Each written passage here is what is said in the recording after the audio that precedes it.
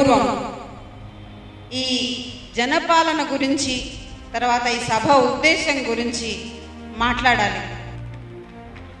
ఈరోజు మనం మాట్లాడేది రాజకీయాల్లో డబ్బుల ప్రభావము ఉండడం వల్ల మనకుండేది ప్రజాస్వామ్యమా ధనస్వామ్యమా. ఈరోజు మన దేశంలో చూస్తుంటే రాజకీయాల్లో ఎన్నికలు జరుగుతున్న సమయంలో అందరికంటే ఎక్కువ డబ్బు ఖర్చు పెడుతున్న రాష్ట్రం ఆంధ్రప్రదేశ్. అంటే ఈ సంవత్సరం ఈ ఎలక్షన్లో మన రాష్ట్రంలో 10,000 నుంచి 15,000 కోట్ల వరకు ఖర్చు అవబోతోంది. అయితే ఎలక్షన్ కమిషన్ నిబంధనల ప్రకారం ఒక ఎమ్మెల్యే 28 lakhs ఖర్చు పెట్టాలి, ఒక మెంబర్ ఆఫ్ పార్లమెంట్ 70 lakhs వరకు ఖర్చు పెట్టుకోవచ్చు. మన రాష్ట్రంలో ఒక ఎమ్మెల్యే 10 కోట్లు ఖర్చు పెడుతున్నాడు, ఎంపీ 50 కోట్లు కూడా ఖర్చు పెట్టే పరిస్థితి వచ్చింది. ఈ విధంగా రాజకీయాలు జరుగుతూ ఉంటే ఆబ్వియస్లీ దాంట్లో కరప్షన్ కూడా పెరిగిపోతూ ఉంటుంది. సామాన్యులకు, యువతకు ఎవరికైతే మనం రాజకీయాల్లో అవకాశాలు కల్పించాలో వాళ్ళకి జన్మలో అవకాశాలు రావు. మన దేశంలోనే వెస్ట్ బెంగాల్ కానీ లేకుంటే కేరళ కానీ ఇట్లాంటి రాష్ట్రాలు తీసుకుంటుంటే అక్కడ ఈ రోజుకి 10-20 లక్షలతోటి ఎమ్మెల్యేలు గెలుస్తున్నారు, క్యాండిడేట్లు అయిపోతున్నారు. కాబట్టి నేను ఈరోజు ఈ మీటింగ్ పెట్టడానికంటే ముందు 2 రోజుల కింద మన రాష్ట్రంలో ఉన్న మెయిన్ పార్టీ లీడర్స్ అందరికీ, వైఎస్ఆర్సీపీ అయినా, కాంగ్రెస్ అయినా, టీడీపీ అయినా, వీళ్ళందరికీ కూడా బహిరంగ లేఖలు రాశాము, లెటర్స్ రాశాము. మీరు ఈ విధంగా ఇన్ని వేల కోట్లు ఖర్చు పెట్టి రాజకీయాలు చేస్తుంటే సామాన్యులకు ఇబ్బందులు అవుతున్నాయి, కరప్షన్ పెరుగుతుంది, రాజకీయాల్లో అవినీతి పెరుగుతుంది.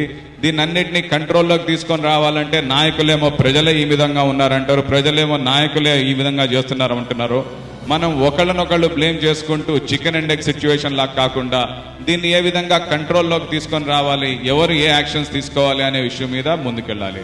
కాబట్టి మేము పార్టీ లీడర్స్ అందరినీ కూడా ఈరోజు విశ్వాసం ఏర్పరచాలి, ప్రజల్లో కాన్ఫిడెన్స్ తీసుకొని రావాలి. మన ప్రజాస్వామ్యం ధనస్వామ్యం కాదు, మన ప్రజాస్వామ్యం మన కంట్రోల్లో ఉంటుంది.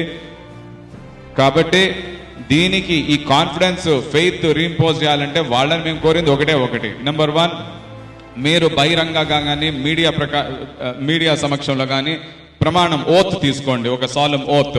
మేము ఈ విధంగా డబ్బులు ఖర్చు పెట్టి రాజకీయాలు చెయ్యము, మా ఎంపీలకు ఎమ్మెల్యేలకు ఖచ్చితంగా ఆదేశాలు ఇస్తాము, ఏవైతే నిబంధనలు ఉన్నాయో ఆ నిబంధనల మేరకే రాజకీయాలు చేస్తాము, ఎలక్షన్లో ఖర్చు పెడతామని ఒక సాలెమ్ ఓత్ తీసుకోమని చెప్పాము.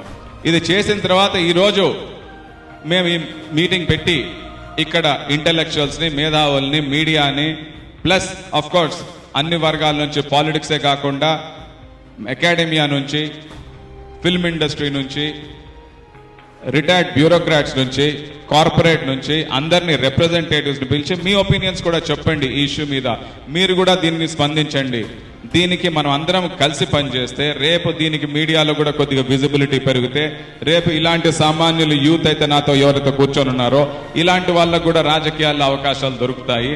లేకపోతే ఇది ఓన్లీ కోటీశ్వరులకే రాజకీయాలు చేసే అవకాశాలు ఉంటాయి. అది ఏ దేశానికి మంచిది కాదు. మనకు ధనస్వామ్యం కాదు, ప్రజాస్వామ్యం ఉండాలి. అది తిరిగి రీఎస్టాబ్లిష్ చేయడానికి మనం అందరం కరెక్టివ్ యాక్షన్స్ తీసుకోవాలని ఈరోజు ఈ మీటింగ్ పెట్టాము.